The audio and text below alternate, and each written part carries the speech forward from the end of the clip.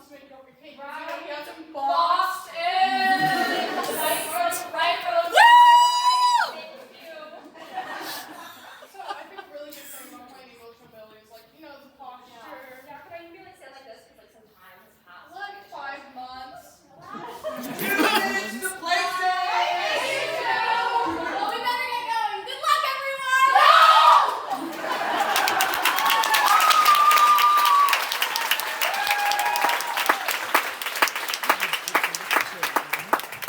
afternoon, everyone. My name is Mili Koncelik, and first I would like to say thank you to the parents and families of the campers for raising incredible, compassionate, inspiring, and collaborative young adults.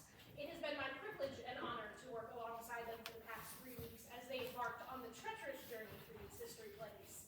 Haley did the crying for me earlier, so I'm not going to cry right now. She says. I would first like to be very honored to thank the production team who are all set up in various places backstage. The interns, Allison and Madeleine, the dramaturg and first-time stage manager. RDA Sarah Clayton, who is down below. And then Sarah Bateman, who's backstage making sure everyone is doing everything correctly.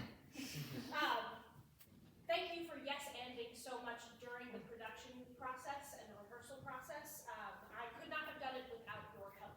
Also, thank you to Brooke and to Jake for their constant support with either music or fights.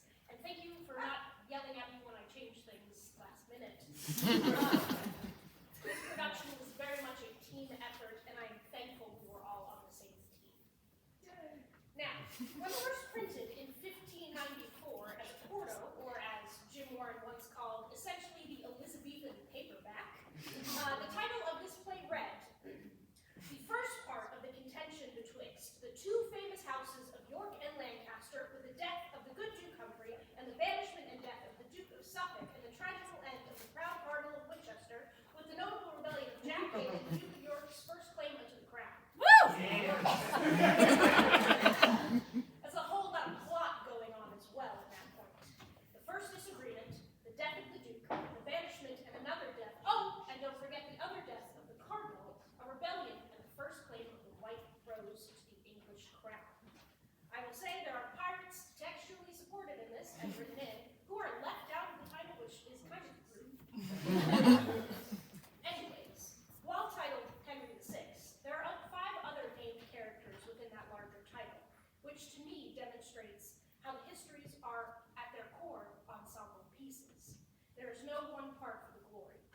All of the Henry VI plays are different from Shakespeare's other plays because the major protagonist shifts each time one of them dies in a packed storyline. And so while the music begins to set, it falls to the weak king and his ferocious wife Margaret to provide continuity.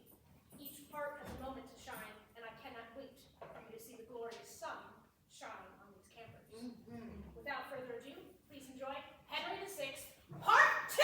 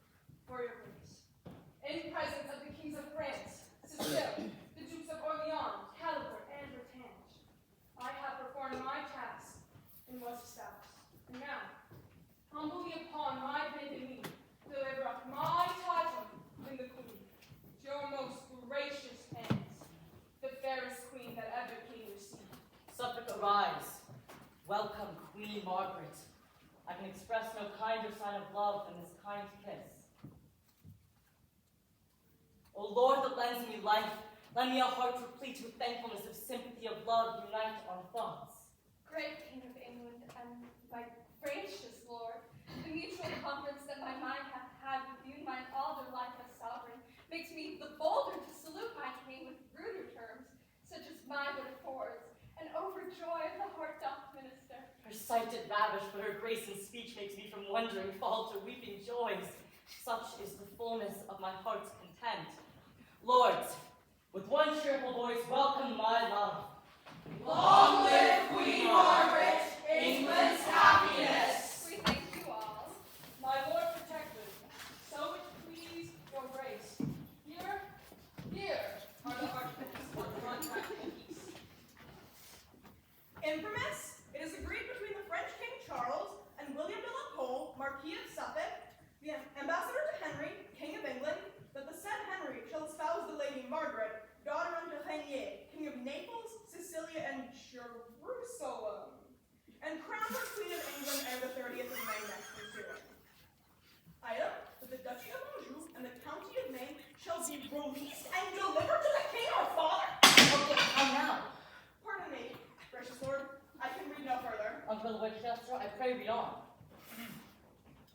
Iden, it is further agreed between them that the Duchy of Anjou and Maine shall be released and delivered to the king her father, and she set over of the King of England's own proper cost and charges, without having any dowry. They please us well. Lord Marquis, kneel down. We here create thee the first Duke of Suffolk, and gird thee with the sword. Cousin of York, we here discharge your grace to being regent in the parts of France till term of 18 months be full expired. Thanks, Uncle Winchester, Gloucester, York, Buckingham, Somerset, Salisbury, and Warwick. We thank you all for this great favor done. Come, let us in, and with all speed goodbye to see her coronation be performed. Brave peers of England, pillars of the state, to you your country must unload his grief. What? Did my brother Henry send his youth to conquer France, his true inheritance? Have you yourselves, Somerset, Buckingham, brave York, Salisbury, and victorious Warwick, received deep stars in France and Normandy? Or have my uncle Clifford and myself, with all the learned council of the realm, sat in the council house debating to and fro how France and Frenchmen might be kept in awe? And had his highness, in his infancy, crowned it in Paris in despite of foes? And shall these labors and these honors die? Oh, peers of England, shameful is this league, fatal this marriage, undoing all as all had never been. Nephew, what means this passionate discourse? For France is ours, and we will keep it still. Aye, uncle, we will keep it if we can, but now it is impossible we should. For Suffolk, the new-made duke that rules the roost, hath given the Duchy of Anjou and Maine unto the poor king Iden. By the death of him that died for all, these counties were the keys of Normandy. But wherefore reads Warwick, my valiant son? For grief that they are past recovery. Anjou and Maine, myself did win them both, and are the cities that I got with wounds, delivered up again with peaceful words. For Suffolk's Duke, may he be Suffocat! France should have torn and rent my very heart before I would have yielded to this league. I never read, but England's kings have had large sums of gold and dowries with their wives, but our King Henry gives away his own to match with her that brings no vantages. She should have stayed in France and starved My in lord France. of Gloucester, now ye grow too hot. My lord of Winchester, I know your mind. I see that fury. If I longer stay, we shall begin our ancient bickerings. Lordings, farewell. And say when I am gone, I prophesied France will be lost ere long. So, there goes our protector in a rage. 'Tis known to you he is mine enemy, and no great friend I fear me to the king. Consider, lords, he is the next of blood and heir apparent to the English crown. Look to it. Let not his smoothing words bewitch your hearts. What though the common people favor him, calling him Humphrey, the good Duke of Gloucester? I fear me, lords, for all this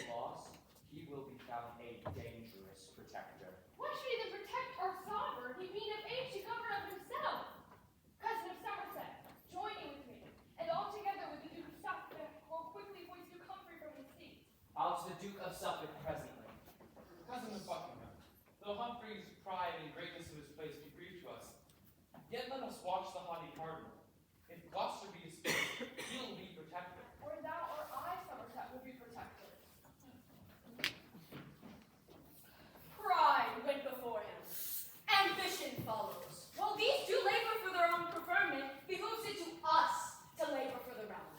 Oft I have seen the haughty cardinal, more like a soldier than a man of the church.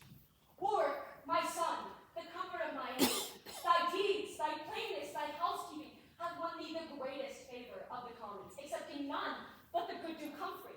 And brother York, thy acts in Ireland and France, have made thee feared and honored among the people. Join we together to fight for the realm and bridle and suppress the pride of Suffolk and the cardinal with Buckingham and Somerset's ambition. So God help Warwick as he loves the land and common profit of his country. And so says York. For he hath greatest cause. Anjou and Maine are given to the French. Suffolk concluded on the articles. The peers agreed, and Henry was well pleased to change 2 dukedoms for a duke's fair daughter. So York must sit and fret and bite his tongue while his own lands are bargained for and sold. Anjou and Maine given unto the French.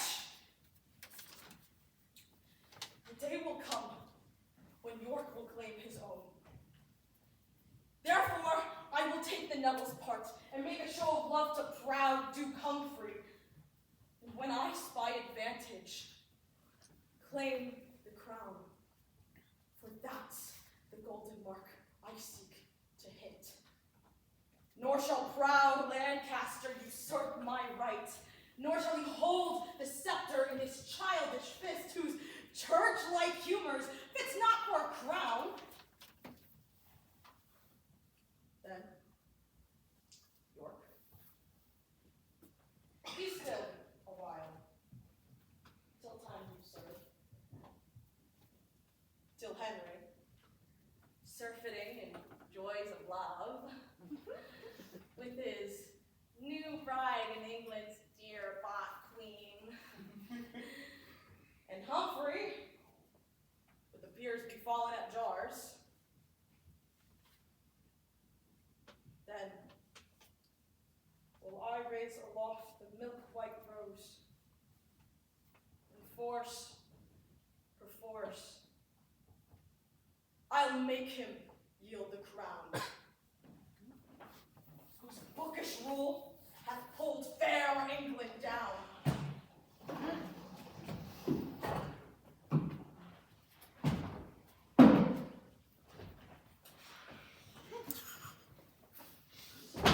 Why doth the great Duke Humphrey knit his brows, as frowning at the favors of the world? What seest thou there? King Henry's diadem, enchased with all the honors of the world. If so, gaze on and grovel on thy face, until thy head be circled with the same. Put forth thy hand, reach of the glorious gold. What? Is it too short? I'll lengthen it with mine. We'll both together lift our heads to heaven, and never more abase our sights so low as to vouchsafe one glance unto the ground. Oh no, sweet no, if thou dost love thy lord, banish the canker of ambitious thoughts. My troublous dreams this night have made me sad. What dreamed, my lord? Tell me, and I'll requite it with sweet rehearsal of my morning's dream. Methought the staff, my office badge in court, was broken twain, and on the pieces of the broken wand were placed the heads of Edmund, Duke of Somerset, and William de la Pole, first Duke of Suffolk. This was my dream, what it bode, God knows. Tut! This was nothing but an argument. But list to me, my Humphrey, my sweet Duke. Methought I sat in seat of majesty in the cathedral church of Westminster, and in that chair where kings and queens were crowned, and on my head did set the diadem. Nay, Eleanor, then thus I tried outright. Art thou not second woman in the realm? And wilt thou still be hammering treachery to tumble down my husband and myself from top of honor to disgrace his feet? Away from me, and let me hear no more. Are you so choleric with Eleanor for telling but her dream? Next time, I'll keep my dreams unto myself and not be checked. My Lord Protector, 'tis his highness' pleasure you do prepare to ride unto St. Albans, whereas the king and queen do meet to hawk. I go. Come now, thou wilt ride with us? Yes, my good lord, I'll follow presently. Follow I must, I cannot go before. While Gloucester bears this base and humble mind. Were I a man, a duke, and next of blood, I would remove these tedious stumbling blocks and smooth my way upon their headless necks. And being a woman, I will not be slack to play my part in fortune's pageant. What sayest thou? Did the Duke of York say he was rightful heir to the crown? We will hear more of this matter before the king. Lord of Suffolk say, is this the guise? What, shall King Henry be a pupil still under the surly Gloucester's governance? Am I a queen in title and in style, and must be made subject to a duke? I tell thee, Cole, in the city tours thou rancid tilt in the honor of my love. I thought King Henry had resembled thee in courage, courtship, and proportion, but all his mind is bent to holiness. I would the college of cardinals, Jews, and Pope, and carry him to Rome. Madam, be patient. As I was cause your highness came to England, so will I and England work your grace's full content. Besides the haughty protector, have we Beaufort, the imperious churchman, Somerset, Buckingham, and rumbling York. Not the least of these, but can all do more in England than the king. None of these lords do vex me half as much as that proud dame, the Lord Protector's wife. She sweeps it through the court with a troop of ladies, more like an empress than Duke Humphrey's wife. Strangers in the court do take her for the queen. Shall I not live to be avenged on her? Madam, I place a choir of such enticing birds that she will like to listen to the ladies, and never mount to trouble you again. Although we fancy not the cardinal, yet must join with him and the lords till we have brought Duke Humphrey in disgrace. As for the Duke of York, this late complaint will make but little for his benefit. For my part, noble lords, I care not which, or Somerset or York, all's one to me. If York hath ill demeaned himself in France, If Somerset be unworthy of the place, Whether your grace be worthy, yea or no, dispute not that. York is the worthier. Ambitious Warwick, let thy betters speak. The cardinal's not my better in the field. all of his peasants are thy betters for it. Joseph Maurice and Buckingham, why should Somerset be preferred in this? Because the king, forsooth, will have it so. Madam, the king is old enough himself to give his censure. If he be old enough, would needs your grace to be protector of his excellence. Madam, I am protector of the realm, and at his pleasure will resign my place. Resign it then, and leave thine insolence. Since thou wert king, who was king but thou? The commonwealth of daily run to rack. thy sumptuous buildings and thy light satire have cost a massive public treasure. Thy sale of offices in towns in France, if they were known, would make thee quickly to hop without thy.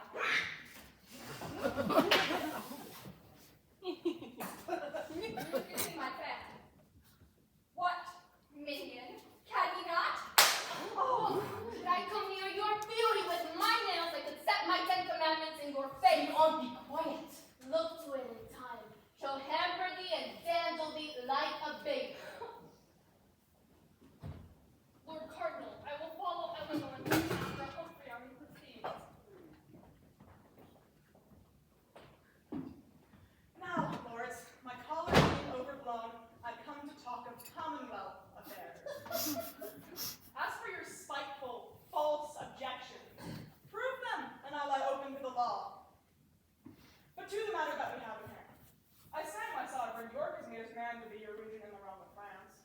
Before we make election, give me leave to show some reason why York is most unmeet of any man. I'll tell thee, Suffolk, why I am unmade first, for I cannot flatter thee in pride. Next, if I be appointed the place, my lord of Somerset will keep me here till France be won into the Dauphin's hand. But that can I witness. Peace, headstrong ward. Image of pride, why should I hold my peace?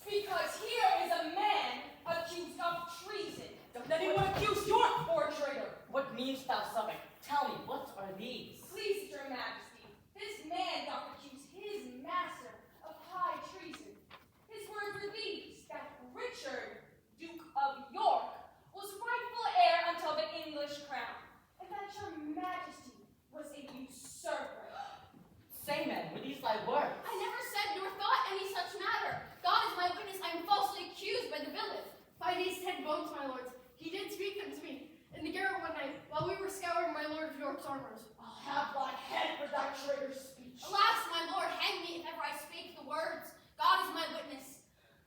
I am falsely accused by the villain. Uncle, what shall we say to this in law? Let Somerset be regent over the French, because in York this breeds suspicion, and let these have a day appointed them for single combat in convenient place. Away with them to prison? Come, Somerset, we'll see thee sent away. What tidings will there come from Buckingham? Such as my heart now trembles to unfold. A witty Eleanor, the protector's wife, dealing with witches and conjurers, raising up wicked spirits from underground, demanding of King Henry's life and death, and other on your highness's privy council. More at large, your grace shall understand. "'Tis like, my lord, you will not keep your hour. Ambitious churchmen, leave to afflict my heart. Oh, Oh God. oh God, what mischief works the wicked ones. Gloucester, see here the danger of thine ass. To heaven I do appeal, how I have loved my king and commonweal. As for my wife, I know not how it stands. Sorry I am to hear what I have heard. If she has forgot honor and virtue and conversed with such defiled nobility, I banish her and give her as a prey to law and shame. Well, for this night we will repose us here. Tomorrow toward London back again to look into this business thoroughly.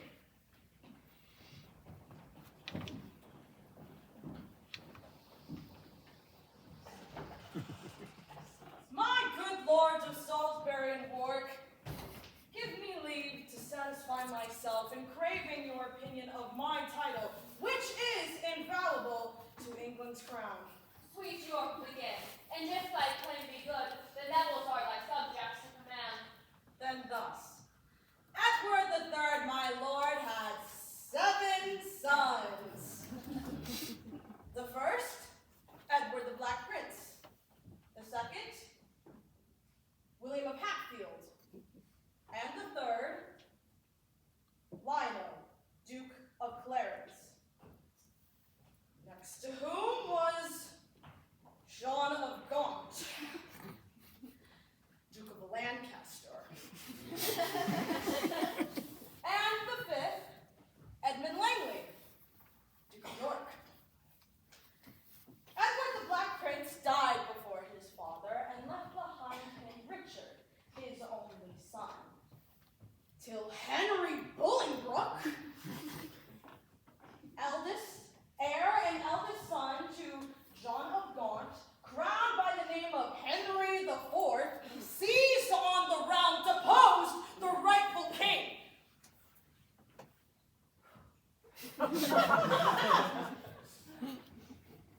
The third son, Duke of Clarence, from whose line I claim the crown, had issue Philippa, who married Edmund Mortimer. Edmund had issue Roger. Roger had issue Edmund, Anne, and Eleanor.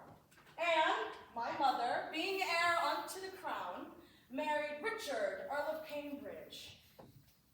Edmund, son of Edmund Langley, Duke of York. Edward III, fifth son.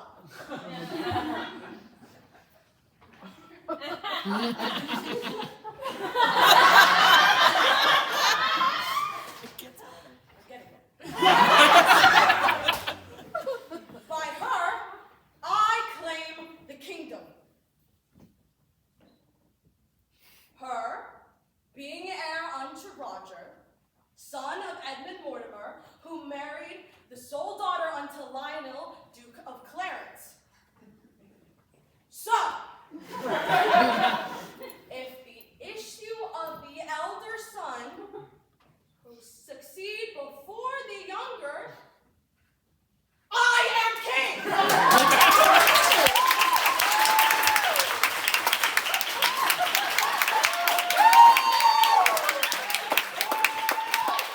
Plain proceedings is more plain than this. Just claim the crown from John of Gaunt, the fourth son. York claims it from the third. Then, Father Salisbury, kneel we together, and in this private plot, we the first, the shall salute our rightful sovereign, with honor of his birthright to the crown. We thank you, lords. But I am not king till I be crowned, and that my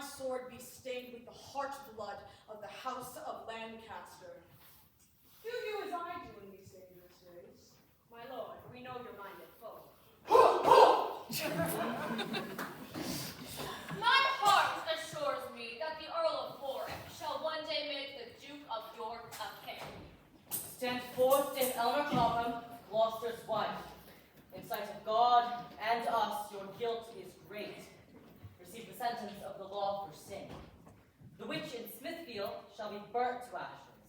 You, madam, for you are more nobly born, despoiled of your honor in your life, shall, after 3 days open penance done, live in banishment. Welcome is banishment. Welcome were my death. Eleanor, the law thou seest hath judged thee. I cannot justify whom the law condemns. Mine eyes are full of tears, my heart is free.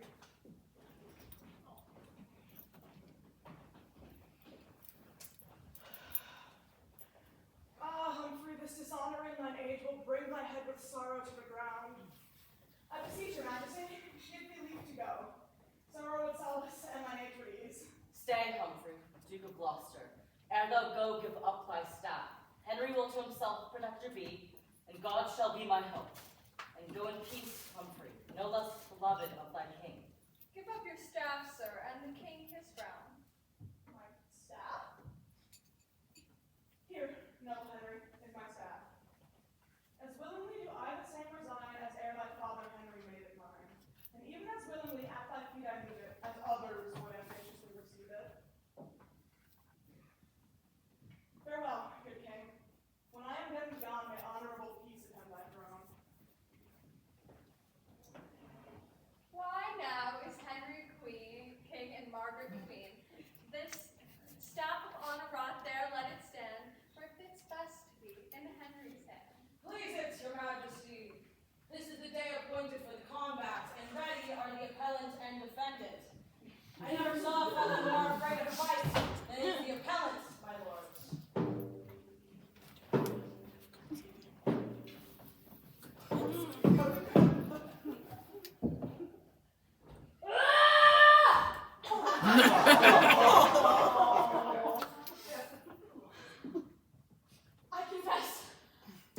I confess treason. Take away his weapon.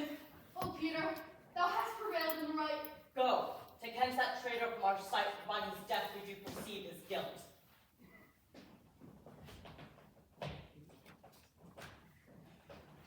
And God in justice hath revealed to us the truth and innocence of this poor fellow. Come, fellow, follow us for thy reward.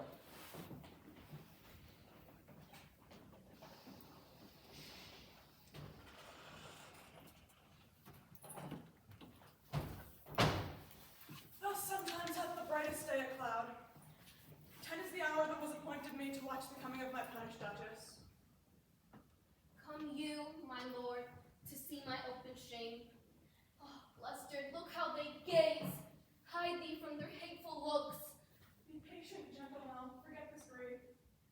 Gloucester, teach me to forget myself. For whilst I think I am thy married wife, and thou a prince, protector of this land, methinks I should not thus be led along, nailed up in shame with papers on my back. Oh, Humphrey, can I bear this shameful yoke? But be thou mild, and blush not at my shame. For Suffolk, he that can do all in all, with her that hateth thee and hates us all. And York, and impious Beaufort, that false priest, have all ambushes to betray thy wings. Ah, now, forbear. Thou aimest all awry. Wouldst have me rescue thee from this reproach? Thy greatest hope is quiet. Gentle now, I pray thee serve thy heart with patience.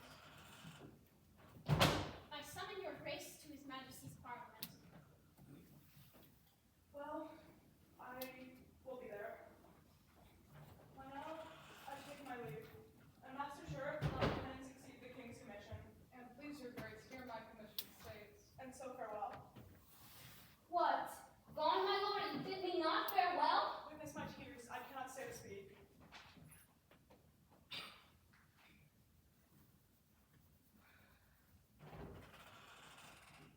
Art thou gone too? All comfort go with thee, for none abides with me. My joy is death. I muse my lord of Gloucester is not come. 'Tis not his wont to be the hindmost man. Can you not see, or will you not observe the strangeness of his altered countenance? With such a majesty he bears himself. How insolent of late has he become, how proud.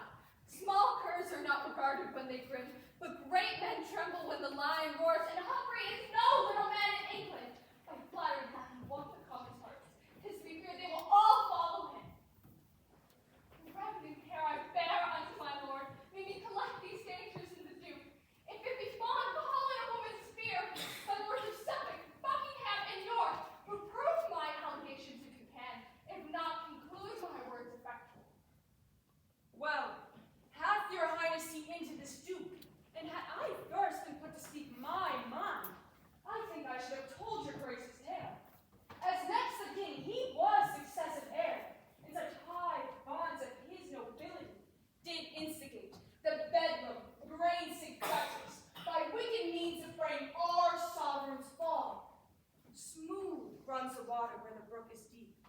and in his simple show, he harbors treason. No, no, my sovereign, Gloucester is a man unsounded yet, and full of deep deceit. Did he not, contrary to form of law, devise strange deaths for small offenses done? And did he not, in his protectorship, levy great sums of money through the realm for soldiers' pay in France, and never sent it? But these are petty faults to faults enough which time will bring to light and smooth to comfort. My lords, at once, the care you have of us to mow down thorns that annoy our foot is worthy praise. But shall I speak my conscience? Our kinsman Gloucester is innocent. The Duke is virtuous, mild, and too well given to dream on evil or to work my downfall. Oh, what's more dangerous than this fond affiance? Take heed, my lord. The welfare of us all hangs on the cutting short of that fraudful man. All help unto my gracious sovereign, What news from France? that all your interests in those territories is utterly bereft to you. All is lost. Cold news, Lord Somerset, but God's will be done. Pardon, my liege, that I have stayed so long. Nay, Gloucester, know that thou art come too soon. I do arrest thee of high treason here. Well, Suffolk, thou shalt not see me blush. A heart unspotted is not easily daunted. Who can accuse me? Wherein am I guilty? 'Tis thought, my lord, you took bribes of France and, in your protectorship, gave the soldiers pay, by means whereof his highness hath lost France. Is it but thought so? Who are they that think it? I never robbed the soldiers of their pay, nor ever had one penny bribe from France. No, many a pound of mine own proper store, because I would not tax the needy common. It serves you well, my lord, to say so much. Mightier crimes are laid upon your charge, whereof you cannot easily purge yourself of them. I do arrest thee in his highness's name, and here commit you to my lord cardinal to keep until your further time of trial. My lord of Gloucester, 'tis my special hope that you will clear yourself from all suspense. My conscience tells me you are innocent. Ah, gracious lord, these days are dangerous.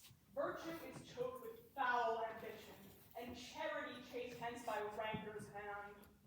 I know their complot is to have my life, but mine is made the prologue to their play, and thousands more that yet suspect no peril will not conclude their plotted tragedy. My liege, his railing is intolerable. Sirs, take him away and guard the Duke's shore. Now is the shepherd beaten from thy side, and wolves are gnarling who shall gnaw thee first. Good King Henry, thy decay I fear. My lords, what to your wisdom seemeth best, do or undo, as if ourself were here. What, will your highness leave the parliament? I, Margaret, my heart is drowned with grief. What's more miserable than discontent? Uncle Humphrey, in thy face I see the map of honor, truth, and loyalty. Thou never didst him wrong, nor no man wrong. Misfortunes I will weep, and twixt each groan say, who's a traitor? Gloucester, he is none. Henry, my lord, is too cold in great affairs, too full of foolish pity, and Gloucester's show beguiles him. Believe me, lord, this Gloucester should be quickly rid the world. That we wish him dead is worthy policy, but yet we want to acknowledge for his death. But in my mind, that were no policy. My lord cardinal, and you, my lord of Suffolk, were not all one an empty eagle were set to guard the chicken from a hungry kite, as placed Duke Humphrey as the king's protector. No. Let him die in that he is a fox, by nature proved an enemy to the flock. And do not stand on toilets how to slay him, sleeping or waking. 'Tis no matter how, so he be dead. Say but the word, and I will be his priest. But I would have him dead, Lord of Suffolk. Say you consent and censure well the deed, and I'll provide his executioner. Here is my hand. The deed is worthy doing. And so say I. And I. And now we three have spoken. Skills not greatly to impugn thy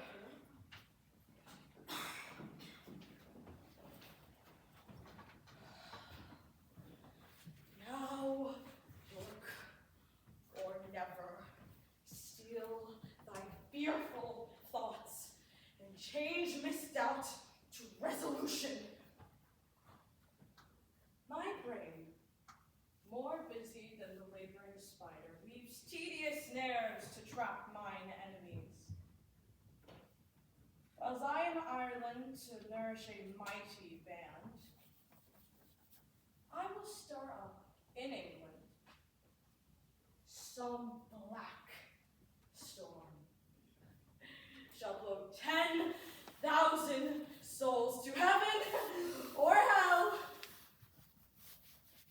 Prithee, and this foul tempest shall not cease to rage until the golden circuit on my head, like to the glorious sun's transparent beams, do calm the fury of this mad bred flaw. Emperor Minister, Lieutenant. I have seduced a headstrong Kentishman, John Cade of Ashford, to make full commotion, full well he can. By this, I shall perceive the commons' minds how they affect the house and claim of York. Humphrey, being dead, as he shall be, and Henry, put apart. The next, for me. Run to my lord of Suffolk, let him know we dispatch the Duke as he commanded. Now, sirs, have you dispatched the state? I, my good lord, consent. Away, be gone! Go call our uncle to our present straight. Say we intend to try his great state to be guilty as it is published. Lords, take your places, and I pray you all proceed no straighter against our uncle Gloucester than from true evidence of good esteem to be approved in practice culpable. God forbid any malice should prevail. Pray God he may acquit him of suspicion. I thank you, Meg. These words content me much. But how now? Why look'st thou pale? Why tremblest thou? Where is our uncle? What's the matter, Suffolk? Dead in his bed, my lord. Gloucester's dead. God's secret judgment. How fares my gracious lord? Help! Help! The king is dead! Rid up his body, bring him by the nose. What? Go! Help! Help! Oh, heavenly God! How fares my gracious lord? Comfort my sovereign, gracious Henry, comfort! Does my lord of Suffolk comfort me? Came you right now to sing your ravens note. Hide not thy poison with such sugared words. Lay not thy hands on me!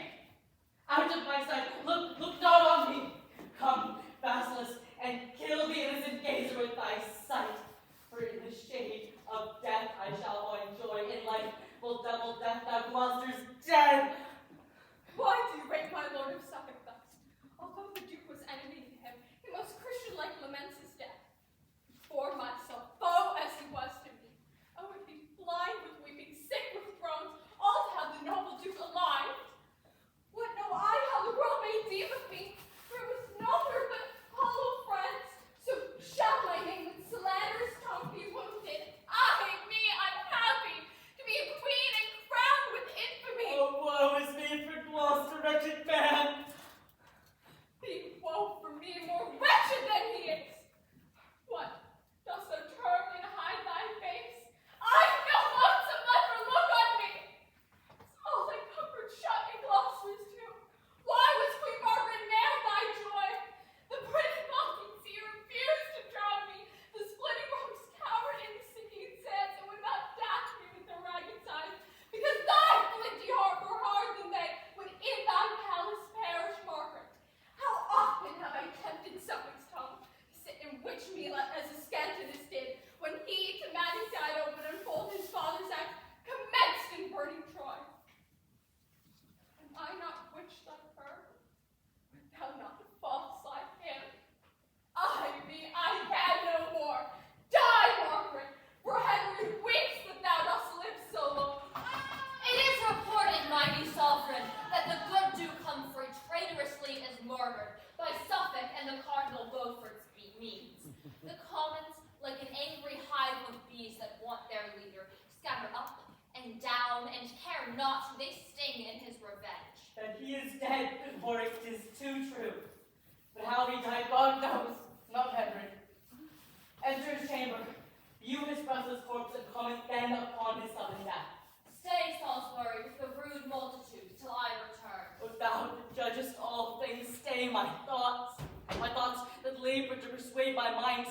violent hands were laid on Humphrey's life.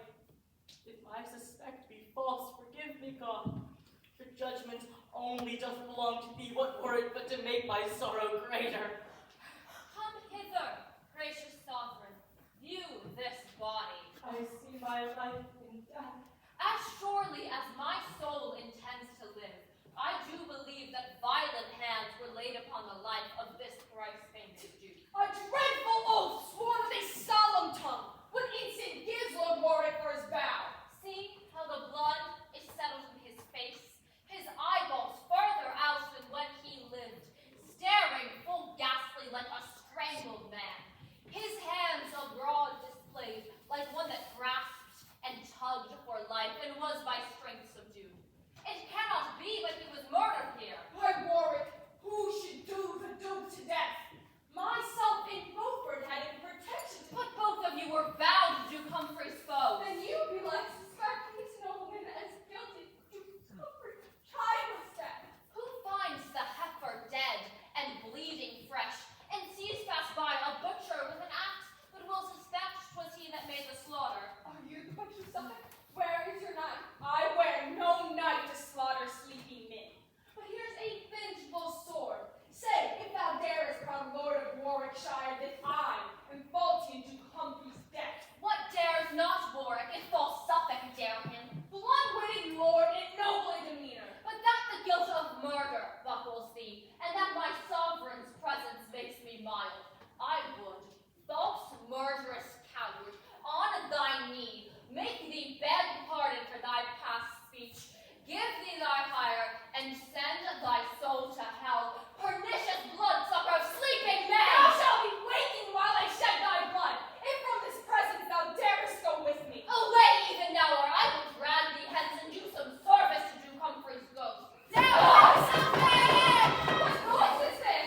How now, lords? Dare you be so bold? What tumultuous clamor have we here? Sir, stand apart! The king shall look him up. Dread lord, the commons send you word by me. Unless Lord Suffolk straight be done to death, they will by violence tear him from your palace and torture him with grievous, lingering death. They say by him the good Duke Humphrey died, and they say in him they feared your highness's death, and therefore they cry that they will guard you. Answer from the king! Lord of Salisbury! 'Tis like common, rude, unpolished hinds would send such message to their sovereign. But you, my lord, are glad to be employed, shall have weight in oratory war. Answer from the king! Or you were all right Go, Salisbury, and tell them all for me I thank them for their tender, loving care, and therefore by his majesty I swear he shall not breathe infection in this air but 3 days longer on the pain of death. Oh, Henry, let me plead for gentle Suffolk! Ungentle queen to call him gentle Suffolk! No more, I say. If thou dost plead for him, that will but add increase unto my wrath. Had I but said it, I would have kept my word. But when I swear, it is irrevocable. If, after 3 days' space, thou be found on any ground that I am ruler of, the world shall not be ransomed for thy life.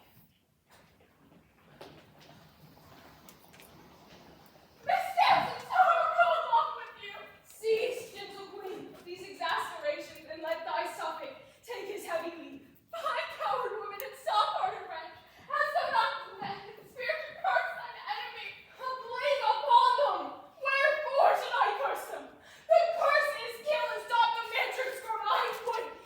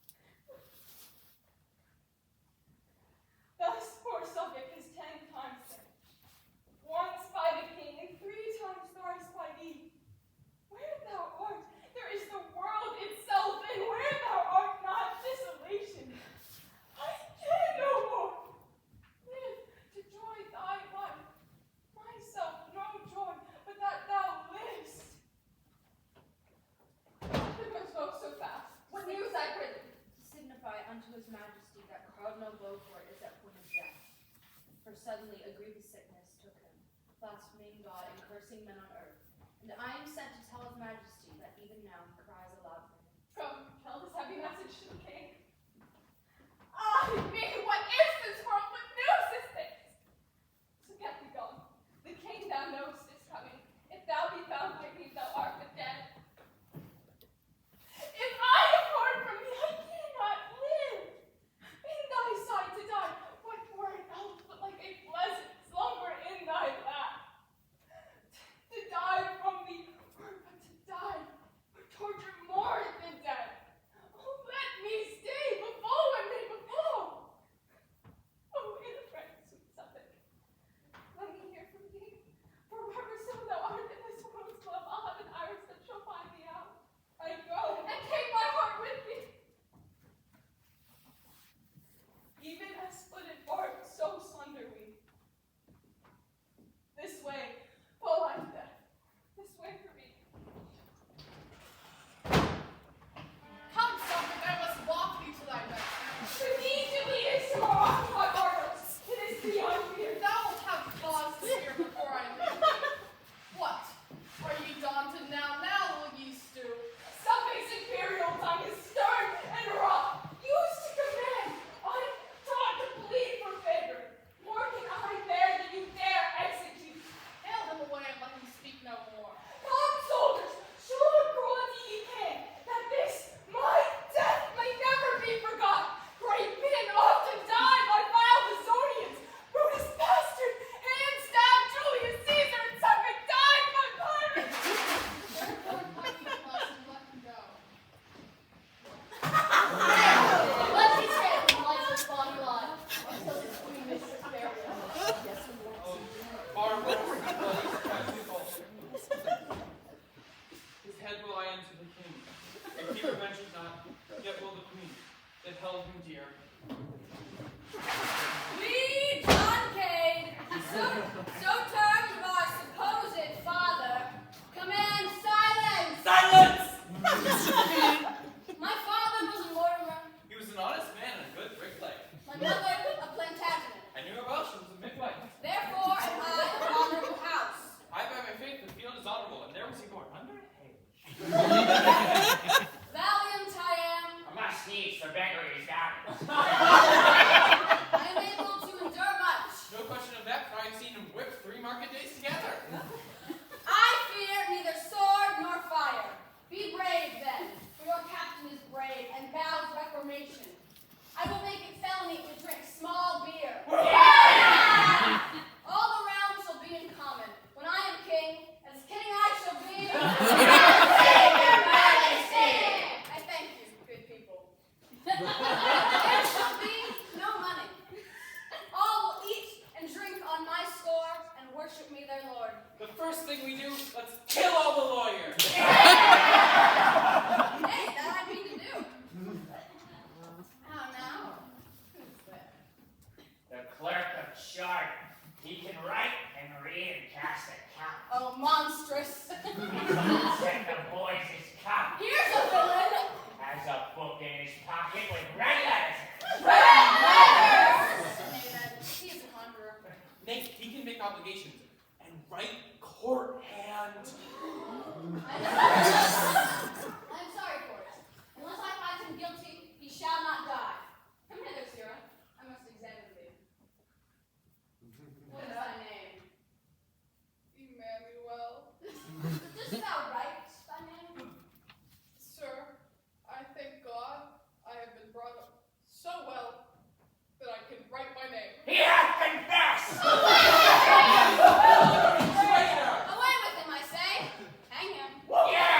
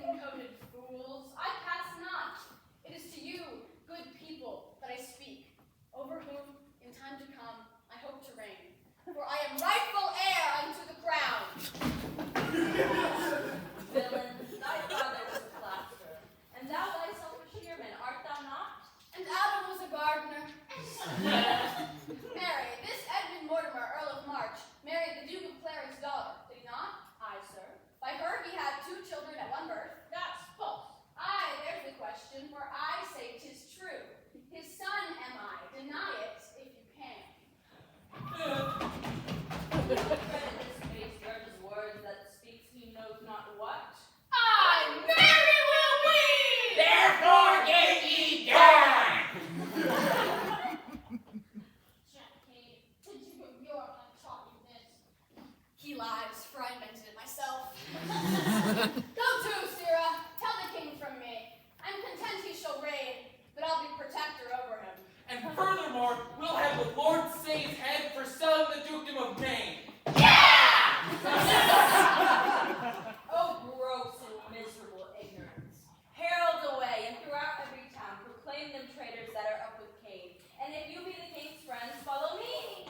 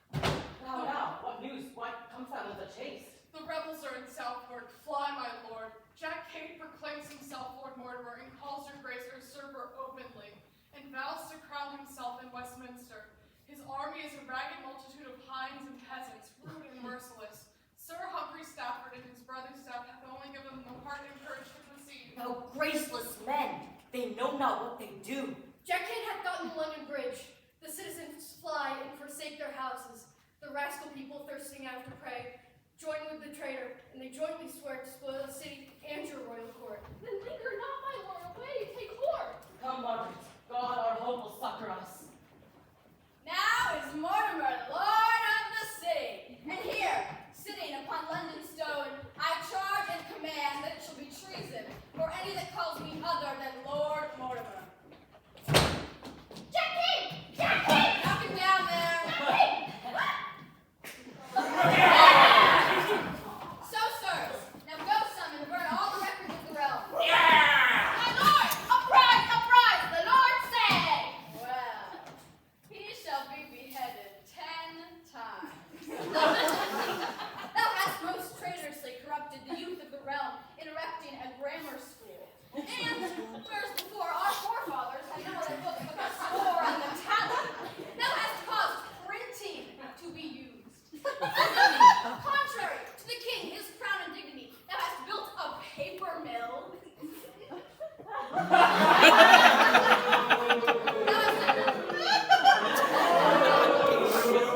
Thou hast appointed justices of peace to call poor men before them about matters they were not able to answer. Moreover, thou hast put them in prison, and because they could not read, thou hast hanged them, when indeed only for that cause they have been most worthy to live. You men of Kent. What say you of Kent? Nothing but this. 'Tis bona terra maligent. Away with him! Away with him! He speaks Latin! Hear me stand. What is so quiver, man? I'll see if his head stands steadier on a pole or no. Take him away and behead him. Tell me, where have I offended most? Nor my chest filled up with concerted gold? Whom have I injured that you seek my death? These hands are free from guiltless bloodshed and let me live! I feel some remorse in myself at his words. But I'll bridle him. He shall die, and it be but for pleading so well for his life. Take him away and strike off his head presently. Then, break into his son-in-law's house, strike off his head, and bring them both upon 2 poles hither. Yes, away with him and do as I command thee. The proudest peer in the realm shall not wear a head on his shoulders unless he pay me tribute. But is not this braver? Let them kiss, for they have loved well when they were alive. Soldiers! Soldiers! Soldiers! Defer this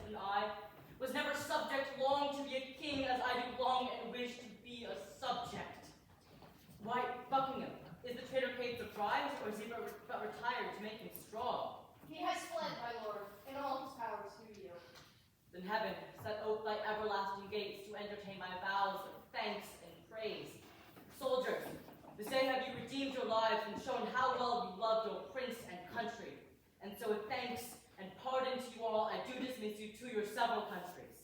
God save the king! God save the king! Please make your grace to be advertised. The Duke of York has come from Ireland with a puissant and a mighty power. It is marching hitherward in a proud array. His arms are only to remove from thee the Duke of Somerset, whom he terms a traitor. Thus stands my state twixt Cade and York distressed. I pray thee, Buckingham, go and meet him and ask him what's the reason of his arms. And tell him I'll send Duke Edmund to the Tower, and Somerset will commit thee thither. I'll gladly commit myself to prison, or unto death to do my country good.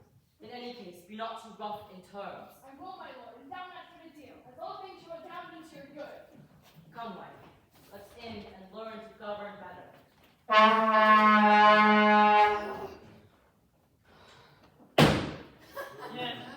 Fie on ambitions. Fie on myself that have a sword and yet am ready to famish. For these 5 days have I hid me in these woods, and durst not peep out, for all the country is laid for me. But now I am so hungry, I could stay no longer. Wherefore, o'er a brick wall have I climbed into this garden to see if I can eat grass.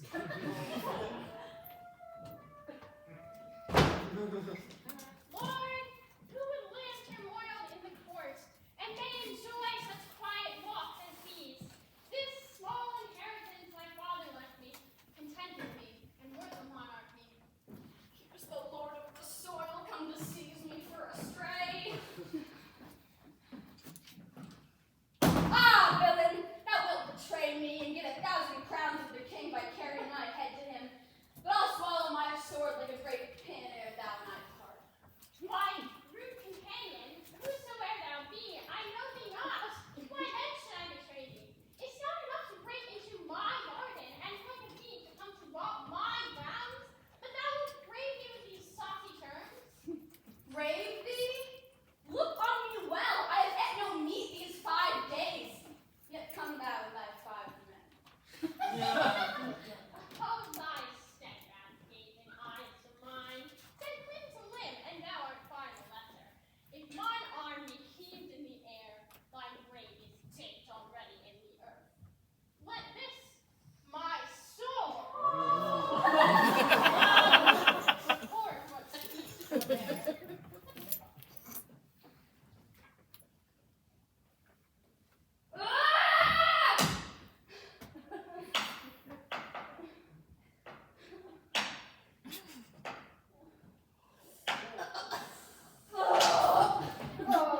Oh, I am slain.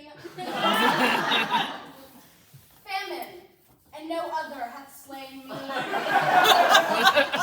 Wither garden, and henceforth be a burying place to all that dwell in this house, for the unconquered soul of Cade is fled.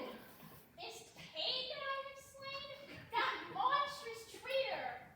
Sword, I will hallow thee for this thy deed, and hang thee o'er my tomb when I am dead. Ne'er shall this blood be wiped from thy flank, but thou shalt wear it as a herald's coat, to emblazon the honor that thy master got. I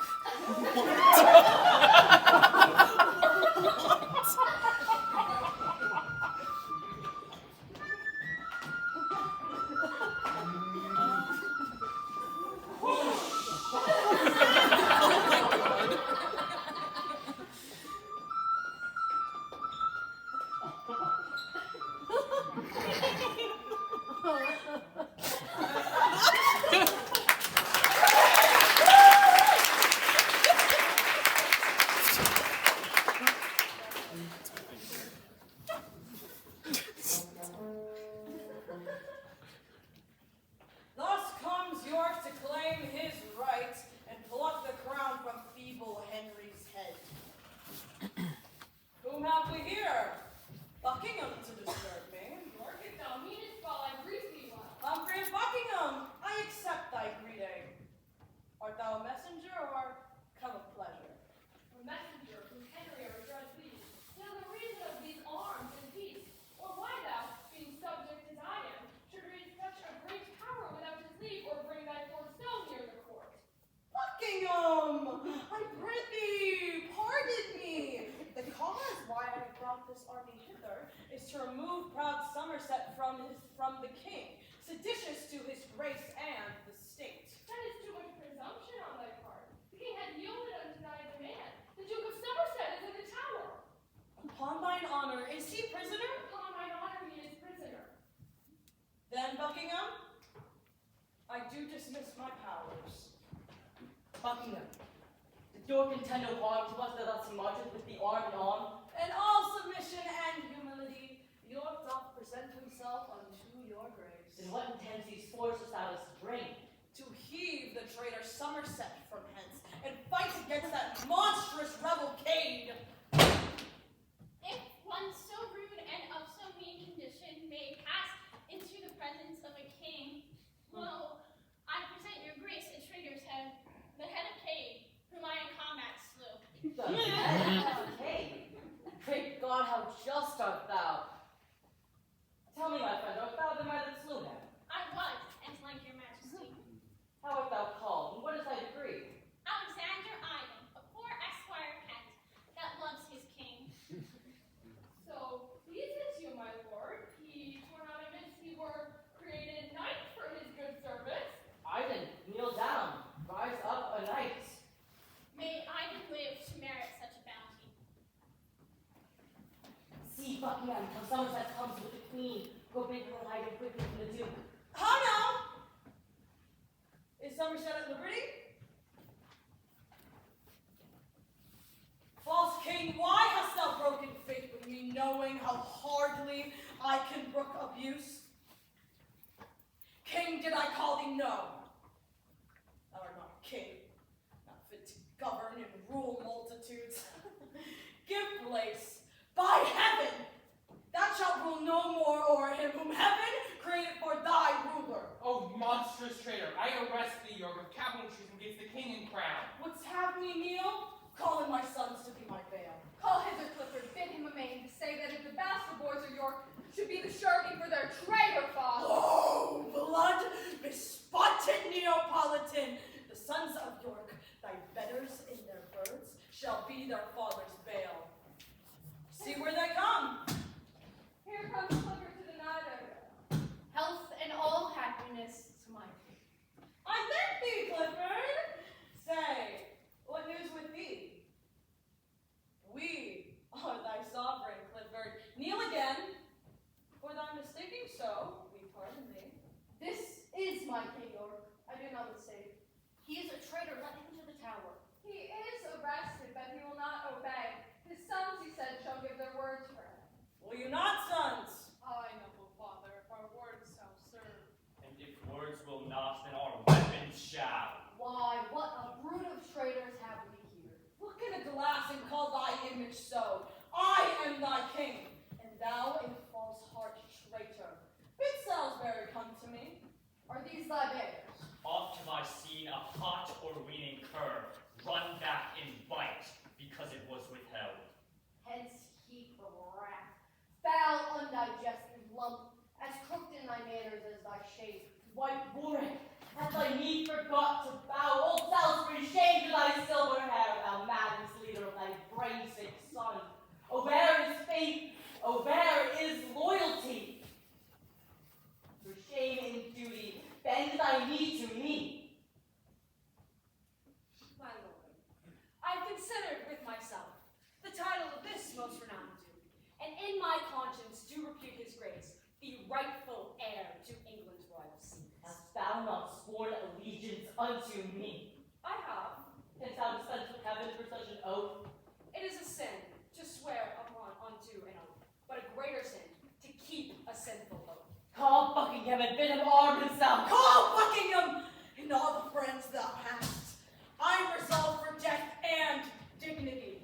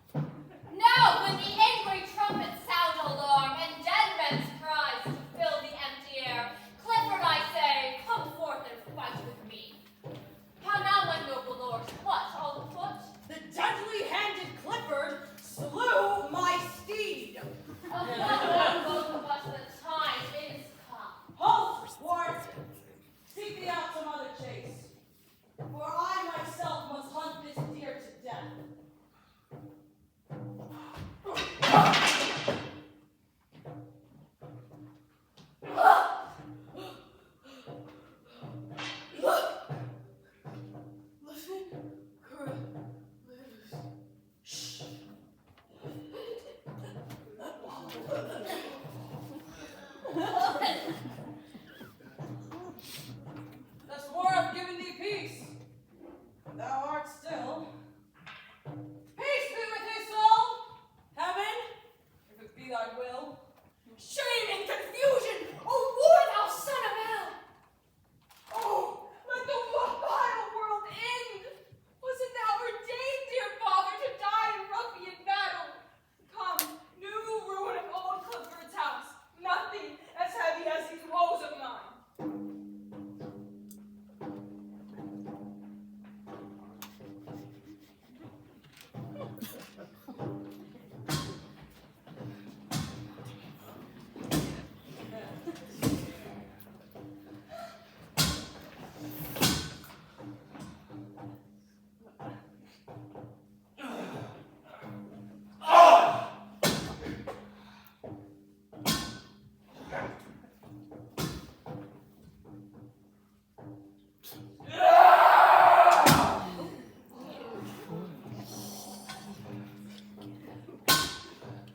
Now lie thou there.